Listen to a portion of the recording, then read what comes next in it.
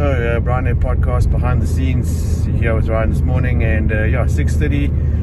I'm on my way to the office, and we're recording episode 71 today. And bit of a chilly and misty morning here in Joburg, but looking forward to this episode.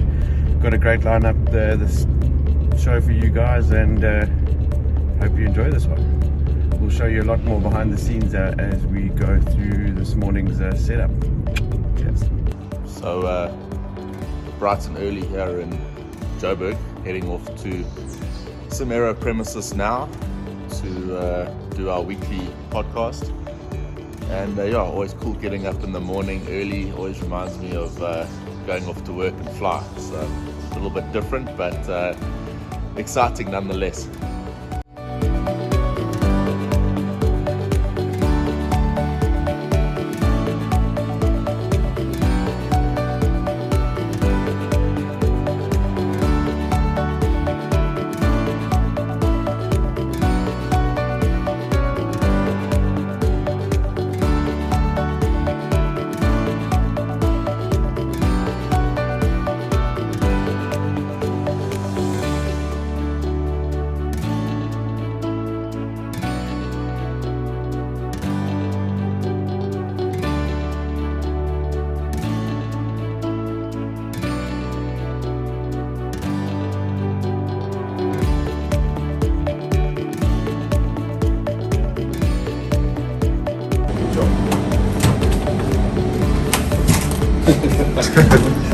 Easier said than done.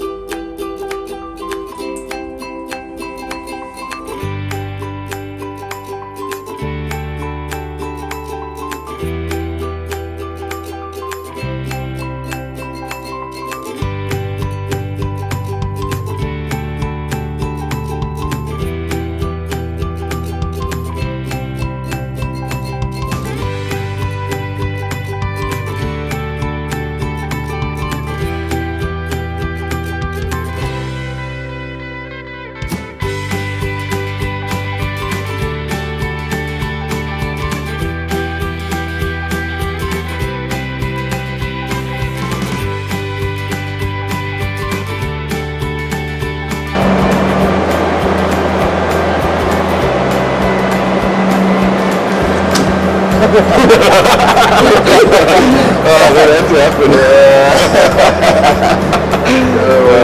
What an idiot.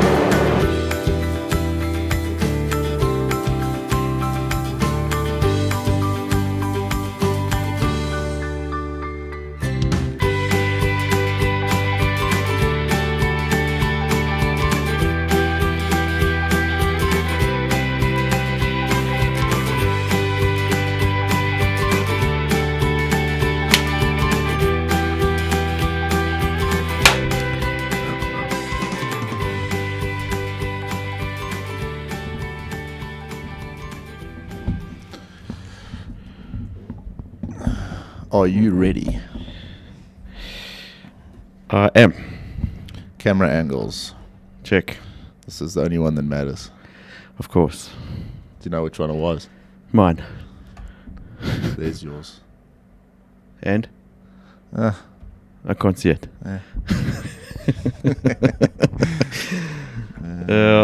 Yeah. Cool. The world may change, but Roosevelt, never. Never. Okay, that's running. Lights are on. Aircon is off. Mixers going.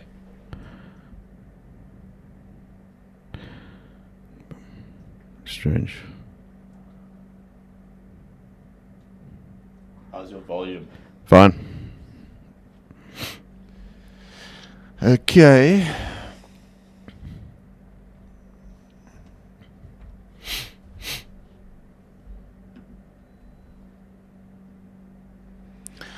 Should we do this thing? Let's hit it. Welcome. How you, pal? Good. And you? Can't complain. Been a busy week again. It has. Is it just me, or is, the podcast is one thing, but work-wise, the traffic is a little bit more hectic these days. Going home in the afternoon is definitely at 2019 levels. No doubt. It's become somewhat stressful driving on the highways because the traffic is way more It's hectic. dense and people are driving like numpties. So it's a game of trying not to get yourself wiped out on the highway coming to and from work every day. But yeah, a good sign nevertheless that obviously the economy is turning again. I think so. There's definitely a vibe around town at the moment. Yeah. Did you see the dude in the Red Bull? Yeah, through the tunnel. That has divided the aviation community. Have you noticed? Because you got the guys that say that was dumb, and you got the other oaks that say that was awesome. And then you got the guys like me that say, well, give me a couple of brandies and I'll do the same thing. What's your problem? Yeah, but what do you think there? No, that's nothing. It was cool. If it comes out okay, which it did, I mean, that oak was going through there 245 k's an hour. It was a world record, eh? Yeah. No, look, it was nuts. He was 2.6 kilometers through 2 tunnels. I was watching that video. I thought it was insane. I mean, how do you he had to have an insane amount of focus and concentration, literally looking at the light at the end of the tunnel. Dario Costa. Yeah, very cool, eh? Did you check the relief on his face when he pulled out? I mean, that must have been insane. But I've done that here in the MD, eh? In the sim. Yeah, it was cool. I thought it was cool. But yeah, it was interesting looking at social media and seeing the different responses. Yeah. one of those cool things. Yeah. Aviation needs every now and again sort of foray into the danger zone, I suppose, and that type of flying is right up there. I think it's been a while since we've seen anyone go out there and push limits like that. So, I suppose it's pretty cool to see. I mean, the last exciting thing like that was when Alex Baumgartner, did that free fall from 120-something thousand feet. That's nuts, man. Crazy. Some news here. Kalula, they're going to start operating to Durbs and Cape Town from Lanseria. Yes. 16th to 30th of September. Gotcha. That's pretty cool. So Lanseria back in the mix there. I'm sure a lot of people down that end of Johannesburg will be happy with that. And Kalula Kome, they've really hit the, they've come in full steam ahead. Eh? Yeah, there's none of this sort of micking about like, we're going to start with 2 or 3 flights a day and ramp up operations. They've just hit the ground running. It's cool. They got lots of specials. They got all sorts going on. So nice to see that. Yeah. Great to have them back in the air. What's very cool is I was actually browsing on Flight Radar 24 the other night and having a look at all the air traffic around South Africa. It's picked up, eh? Definitely. Yeah. It's particularly in the evening. I mean, that's normally when it starts getting a little bit quieter, but about 7 o'clock in the evening, there was quite a bit of traffic. Seme, Airlink, Safair, Lyft, Kome. Yeah, awesome. It's picked up nicely. Airlink has achieved the best overall on-time performance in South Africa. So for the past 12 months, 98.11%. I'm almost not surprised. I'm not surprised. Yeah. They're a really jacked up outfit. But those are seriously good figures for how many flights they have. It is. I mean, it's quite exceptional. Just an indicative of 160 flights a day. It's a lot, eh? That's a lot, man. Hey? It's a lot. That's a lot. And congrats to Airlink there for that. The flag carrier. Yeah. Positive news for one of our Sim Aero clients. The Skyworld Aviation, UK-based independent regional aircraft marketing agent, today announced the sale of an ERJ 145 to Jet of the DRC. I saw that. I think it's a second airplane, isn't it? It is, yeah. But we've been training the Jet guys here for a while. Good nice bunch of guys, all well trained, and so they're growing. That's a nice thing for them there, and long may that continue. Definitely. Regional's still doing really well in Africa. Hey, the regional side of things is really good, and there's a hell of a lot more competition in Africa than what there was a few years ago on the regional side. Yeah, I know. Look, you can't tell me.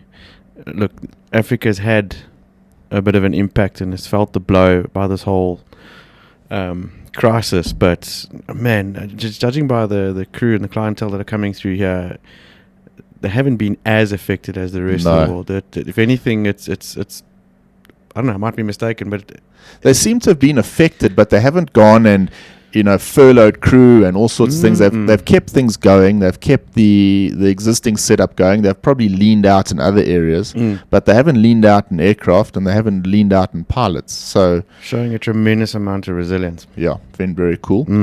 Lyft's Jonathan Ayachi, the CEO recently, who he was involved with Uber, he made a comment the other day. He says that the existing setup of the way airlines work is broken, and airlines need to adapt. And I suppose Lyft is one of these airlines that's at the forefront of being able to adapt. That's how they've been set up. They're an airline that was created with the intention that they can take advantage of any market, including when there is no market. They shut down shop for a bit, and when things pick up, they add more aircraft on. So they're in a really good position. And I'm talking about this without the link to SAA at all. Just take Lyft as it is for now, because we still don't know what's going to happen there. No. So, if that does happen, that gets signed off, then we'll talk about it maybe in a slightly different light. But there's no indication that they're going to be going anywhere, even when that deal with the consortium with SAA is signed. No, it's quite right. I mean, if your business model doesn't allow you to be adaptable and flexible, then you shouldn't be in business. Yeah. Particularly right now. I think we might get to talk about it a little bit later about things not being or not going back to normal that we know. So, it's nice to see them keeping that flexibility going and open-mindedness, I guess. It says here, our mission is to demonstrate that South Africa can compete with the best while keeping customers at the center of our operation. And we know we can do it. So, good on them. And I look forward to seeing what happens on that side. There was another SAA advert the other day. It's one thing to, you don't want to, we said a few episodes ago, it's not about going down the negative road, but this SAA advert, it comes out on, I saw it on LinkedIn. John actually, brought it to my attention, and it's got the map there of the world. It's got JHB for Johannesburg, right in the middle of the Atlantic Ocean, showing all the routes that the new SAA is going to do. And JHB is not used in aviation or travel. No. It should be JNB for the IATA code. JNB is certainly not located in the middle of the Atlantic Ocean. No. So... man. Listen, it's not about being stupid. It's just someone has been tasked with that advert and they cocked it up. Yeah, well, hardly a surprise. I mean, at least it makes us laugh. I'm honestly not expecting much after the 23rd of September when they restart operations. But what's the story? There's a 340 in... where is it? Cuba at the moment. Yeah, that's on a charter or something, flying troops around and troops on holiday and stuff. I mean, who knows? Who knows? Good travel news for us, though, because Emirates is planning to expand its services into South Africa. 28 weekly flights starting in October. That's fantastic news. And apparently they're bringing back the A380. They are. Yeah. On one of those flights a day. Yeah. That's great news, man. It is. That's Absolutely. really, really good news. Yeah. And that's only, when is that? 28 weekly flights starting in October. So not long. October the 31st, they're going to commence with the flights again, and that's cool. Then you've got 120 other destinations available to you if you're allowed in. Yeah. Canada has reopened to South Africans now if you're vaccinated as well. That's very good news. So hopefully the UK will follow suit very soon. I know The UK is another story, eh? Hey, man, I know that our government has been in talks. They're trying really hard to convince the UK, listen, take South Africa off the red list. We need that because a lot of our travellers come from the UK. So, I mean, if Canada can do it, and they're quite conservative, why can't the UK? Yeah, Canada took a different approach. They were very closed, and now they've opened up. And if you vaccinated, you can come in. I think that's probably was the right way to go. So that's very cool. It's a bit of a problem if you got kids and you want to travel with them, obviously, because the kids here will not be vaccinated. Yeah. But and if you've seen that post doing the round about that Aussie Qantas pilot who's not convinced that the vaccine is the right thing, and he's had a bit of a rant. Is it? Interesting, 23-minute clip, and he just lets rip on his thoughts and everything about it, because they're What, going is he a down the doctor? route- No. No, he's just a pilot. He's a And pilot. Pilots Pilots don't have opinions. pilots are clever. Yeah. Anyway, they Qantas are going along the route of no jab, no job, Yep. and a lot of guys aren't taking that. So it's that's quite a controversial issue. It is. But it's happening with a lot of airlines, eh? Yeah. There's a lot happening there. So to sum up there locally, it's looking a little bit better. I think so.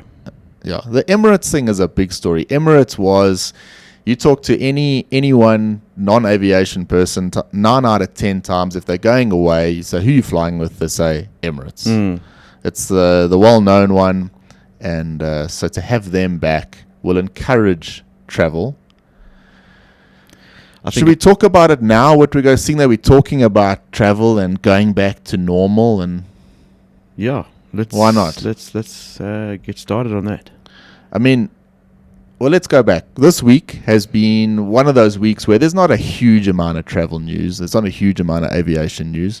It happens like this. It's all very sort of the standard sort of stuff. But one of the things that we're picking up is people's reluctance to sort of get on with their life at the moment. So everyone is waiting to do something. Yeah. So talking of travel and people saying, well, no, I'm going to wait till next year when, it might be a bit easier. Will it be easier next year? Is this not how it is from now on? I think it is how it is. It's just something we're going to have to learn to accept and live with and adapt to, and make the best of it. It's what we've had to do for how many years now? After 9/11, you had to get used to carrying limited amounts of liquids on, and after that SARS outbreak, people were wearing masks already. So we're quite used to adapting. We might as well just carry on. Okay, so we're talking about this from a travel tourism perspective. If you're looking at doing something, don't hang around, go and do it, because it's probably not going to change. But what about a professional perspective?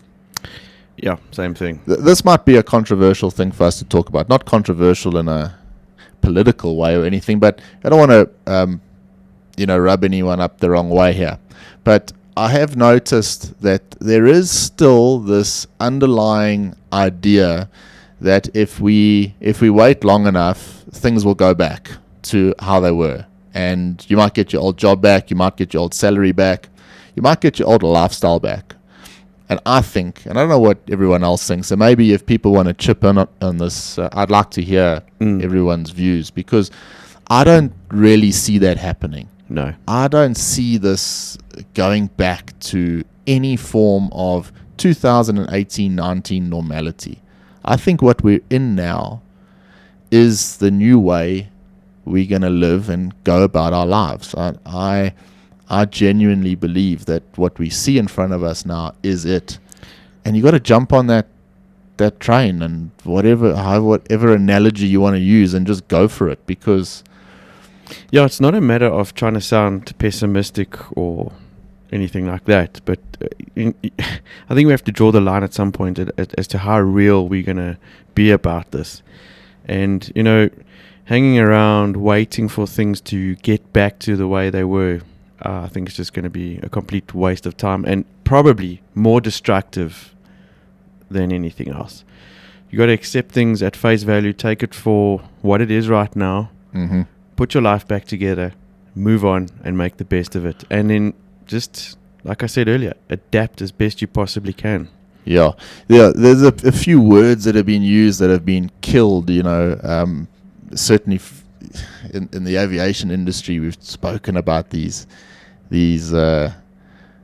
transferable skills a lot, and all these sorts of things, and I think that was the initial sort of terms used to get going. But now we're sitting, a lot of time has passed, and there's still a lot of people that have, maybe they took the gamble and waited and thought, well, let me just see this out, and then I will, when things pick up again, I will then take the opportunity. It's a little bit like, you could look at something like crypto.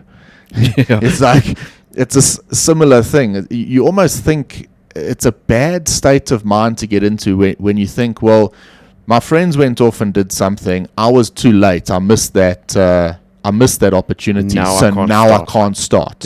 Hey, that's a bad mindset to have. And I really would like to encourage people to, if you were thinking of doing something, just go and do it now, because I don't believe you're going to get that opportunity. There's going to be a better time to do it than right now. Added to that, I think a lot of people also struggle with, what must I do? I can't decide what is going to be worth my while. I think what you got to, or how you got to approach this, is take that something that you're passionate about and just run with that. Yeah. Because if you're passionate about something and you start with it and you start enjoying it, there's no ways you're not going to succeed. Yep. And there must be a differentiation between, it doesn't necessarily have to be a money generating thing at the beginning. You're not going to go and start something tomorrow and become a millionaire with it in a week's time. Yeah, well, look, if you're going to have that mindset from the get-go, then you probably are setting yourself up for failure. Okay, but we are seeing things, you see it on things like LinkedIn all the time. Someone started 3 businesses or 4 businesses. Well, is that something to be celebrated or what? It's not about what you do, how many things you do. It's just about doing something that keeps your mind busy and keeps you It's motivated. momentum, Ryan. It's momentum. It gives you a bit of momentum to go on for the next thing. So if our advice here, I even called the episode today, always be learning. Go and learn something new. Yeah. Hey? And it's easy enough to do now. The information's out there. It's everywhere. endless. Just go look for it. And once you start scratching the surface and you find something that piques your interest, you'll just go deeper and deeper and deeper, and it will lead to something. Yeah. Podcast has always been a nice way for me to create a little bit of a knowledge base. What you listen to, what's in your library, is an important thing from what you're learning. And there's a lot of great podcasts out there, and you can pick up a hell of a lot of information. Audio is becoming more important. We're seeing it ourselves here with the amount of audio downloads that we're getting as opposed to video these days. I think people are back at work, they're in the car more, they're in the train more, and audio comes into play. So one of the things I've really forced myself to do is to try and, if I'm on a drive somewhere, either listen to some sort of motivational music that I'll actually talk to you about later, or listen to something that adds value, audiobook. Amazon have got quite a good deal with their Kindle setup these days. Those Kindle subscriptions are quite nice.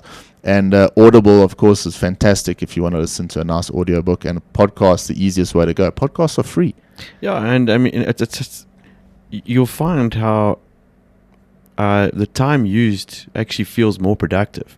You know, you're sitting for half an hour at a time. You on don't the feel so highway. bad on the highway. Yeah, you know, instead of, getting all overwhelmed by the taxis trying to flatten you on the highway, you're more focused on the podcast. I actually find it quite relaxing. And by the time I get to wherever I'm going, I've taken on some good knowledge, and it just sets you up for a good day. It does set you up for a good day. I agree with that, and it's certainly a bit of advice there.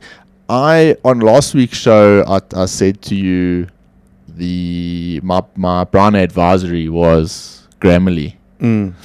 Very good. So I've been using that now, and particularly this last week, I use it quite a lot. I had a few, business type emails to write. I did not realize how badly I wrote. Your writing's been terrible for a long time. Because this thing comes up and it says you should use this word instead of that word, and you look at it, it's like, why am I using this word when this one is like a much easier, simple word? It's ridiculous. Now I've become like I'm a bit stuck to this thing but in using it, you actually start to pick up.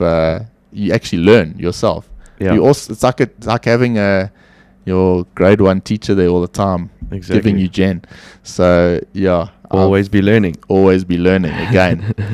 I spoke to our Bryan friend Angie McIntosh through the week, and we've started up a SimAero community here for our students, and I've got a big passion for community sort of engagement, because I sort of reap the benefit of having I suppose on socials you could call it a network.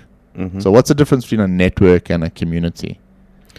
Well, I'm putting you on the spot. No, it's fine. I don't mind, because I've actually been doing a bit of homework on this in the last couple of days, because this community has become quite a big buzzword of late. Mm-hmm. Particularly like in a very Web3, the tech metaverse tech space. Yeah, no, definitely. And I think, I don't know, my interpretation of this is, you can network, but I don't know if you always reap the benefits of that network. Whereas a community, it's quite a bit different. I mean, we spoke about it yesterday for a little bit, where I told you, for many, many years, let's rewind a little bit. A community is when you belong to a brand.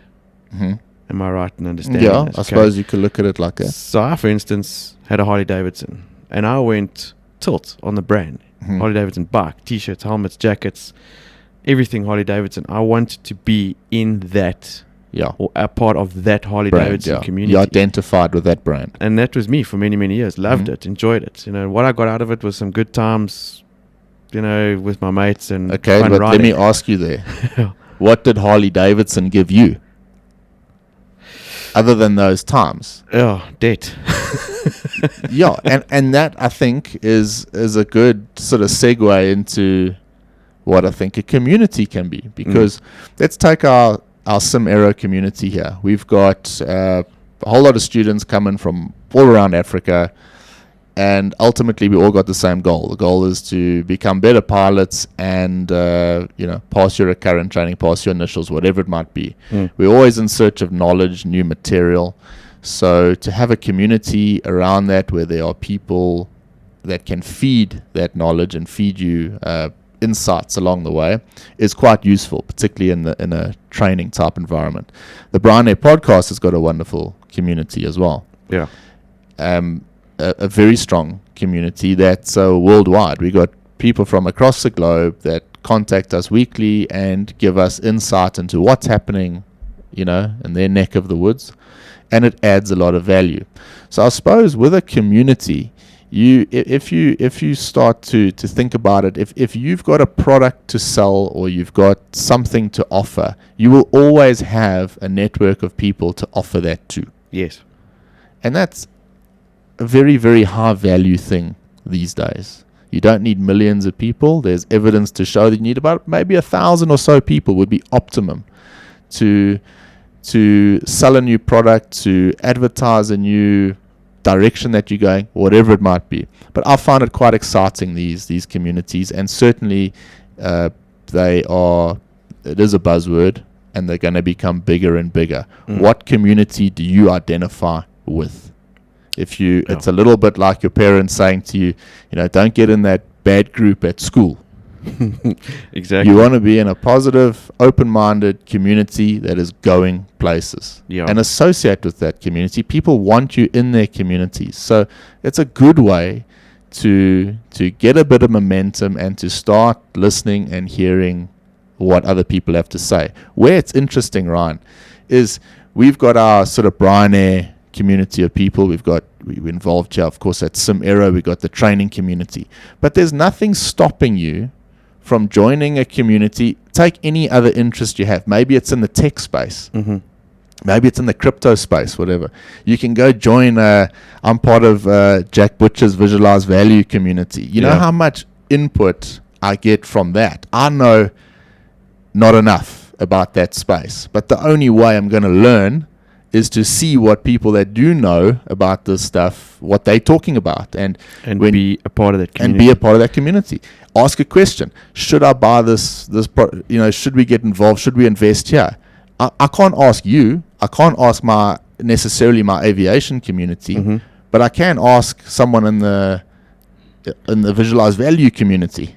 Well, exactly. And to sort of tie this in with what we were speaking about a little bit earlier, with if wanting to get started and doing something and gaining momentum, joining a community that's involved with it where you can learn from is like one of the best ways to do that. And Fully. It's the way to jumpstart and get into something. So it is going to get big. It is going to get big. John Howell and Alex McPhail spoke about it on Alex's High Performance Teams podcast of the week, Communities. It's there. And get involved. I like it. You have to. Maybe a good time to give you my weekly Bryan Air advisory. I'm ready for it. Okay. So everything that we, particularly on my tip side, it's a lot of it's aimed at being productive, being, something to better yourself. And you and I have got this trait. We do this thing every now and again.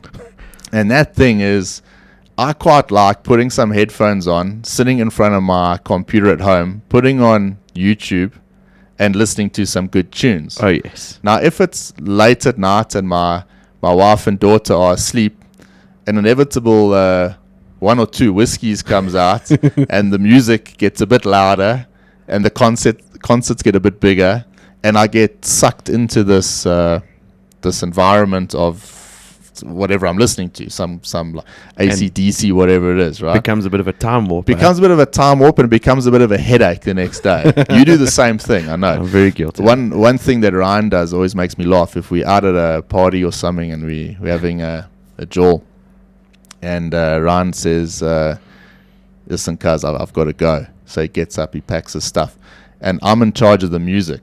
I can always put a song on that I know Ryan really likes. Next thing, Ryan says, okay, well, there's time for one more. Look, that's my weakness. That's my weakness. No, is it a weakness? No, I don't know. It's my Achilles heel. Yeah. I get that from my dad and I are just the same. I mean, when we get together and that sort of vibe's happening, man, it can get wild. And it's just something awesome about music that just keeps you going. Love it. Yeah, I enjoy it. So music is a vital part of changing your mindset. We know that.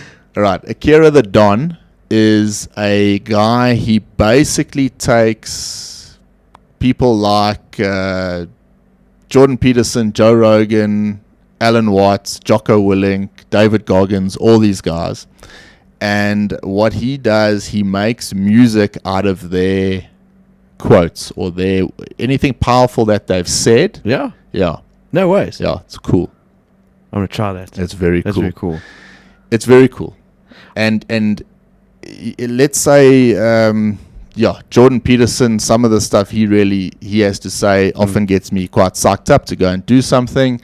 And this guy, he puts it into a like sort of lo-fi beats and a cool, and it just gets you in the right frame of mind. What's cool with it is because it's got a sort of repetitive angle, you can carry on sort of working on what you were doing because it's got a slight repetitive edge. And all those positive affirmations going back. Still coming through. That's cool, man. It's very cool. The link will be in the show notes.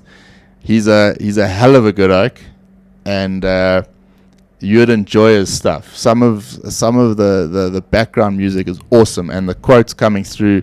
Jordan Peterson's got the drinking song is awesome. There's one called 42 Rules for Life. Alan Watts is brilliant. So his playlist that I really like is called Meaning Wave.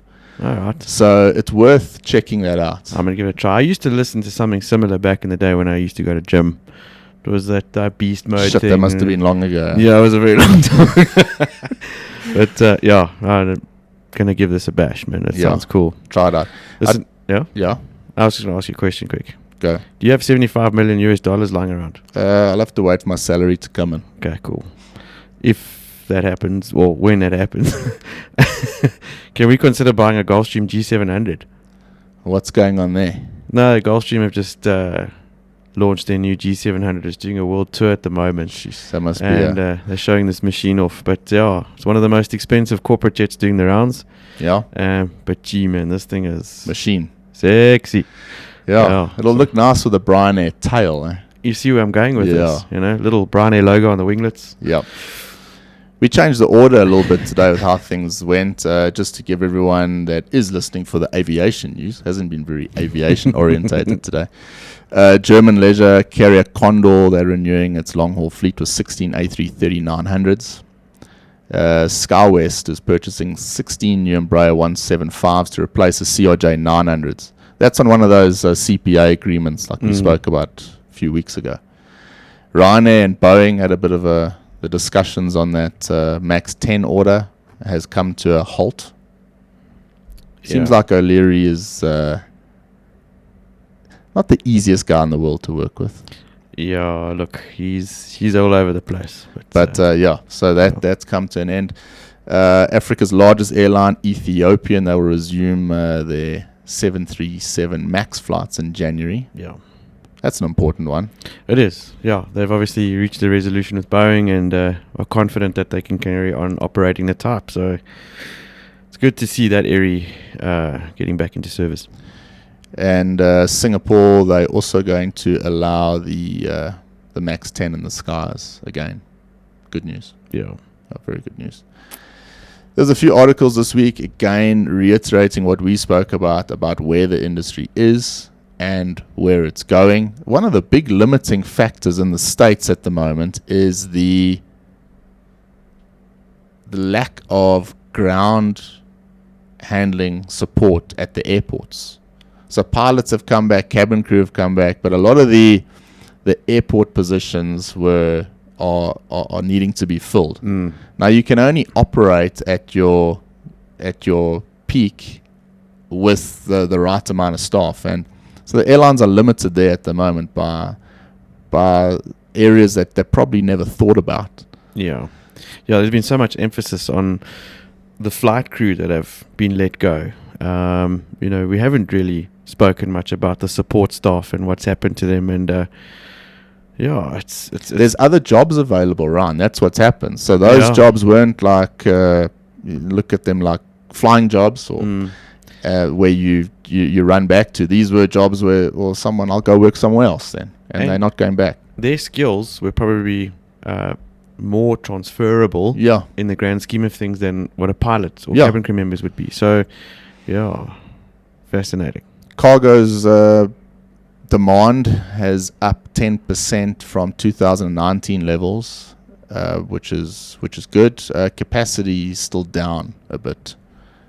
So watch this cargo space closely. MD-11s, Airbus are looking at replacing all these MD-11 freighters around the world with the 350 freighter. Weight-wise, sort of bang in the middle there. So the freighter market is interesting, and there's a very, very strong rumor around at the moment. There's a whole whack of Boeing 777s that are being converted to special freighters. It's already started. Yeah, it's already started. The rumor there is that are they going to end up at Amazon Air? Yeah, we're going to have to pay close attention to that. But there's one ex-Emirates 777 airframe, 15-year-old 777 that's now in the process of having the conversion done, and it's going to be in service by early 2022. So apparently there's a whole lot more lined up for that. Interesting. I want to do a little shout out here to a few people. We've got a Patreon account, and there's a few people that have loyally supported us right from the beginning. So John Howell, Dale Williams, Duncan Gillespie, Adrian Badenhorst, your mate Imre Karusks, I hope Karuks. Yeah. Okay. And my old man. Yeah. They've been backing us on Patreon for a while, and I have used those funds to go and buy Final Cut Pro on my Mac. And it's made my editing life a hell of a lot easier. So thanks, guys.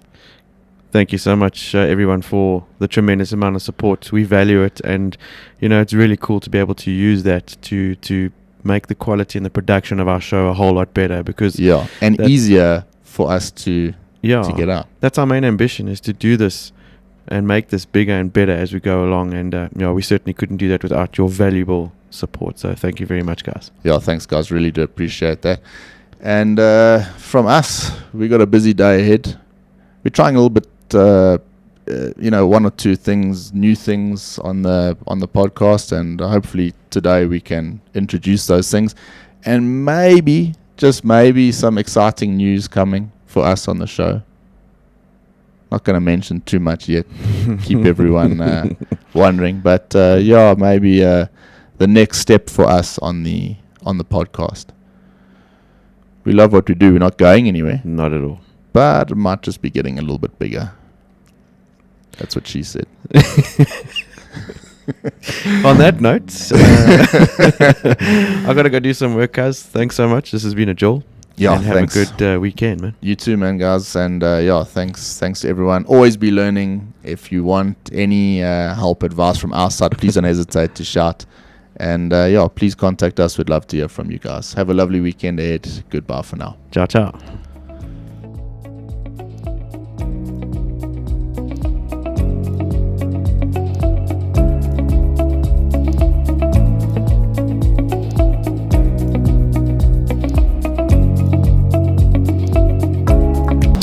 So the podcast is done. I've just edited the audio file. It'll go out tomorrow morning, and I'll do the video file tonight, play around. The video always takes a bit longer, but now it's time to go and do some work, go earn some money.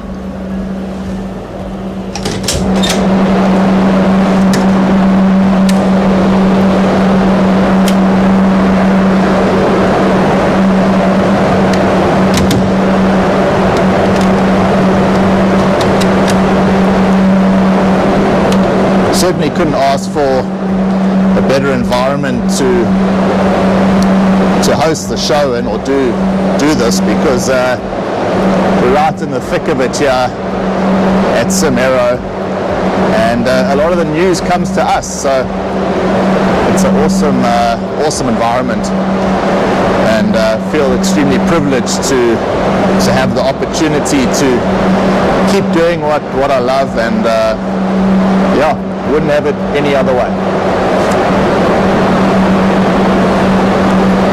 There's Ryan in the class, and I'm doing some work on my own from guys from Airpiece. Oh,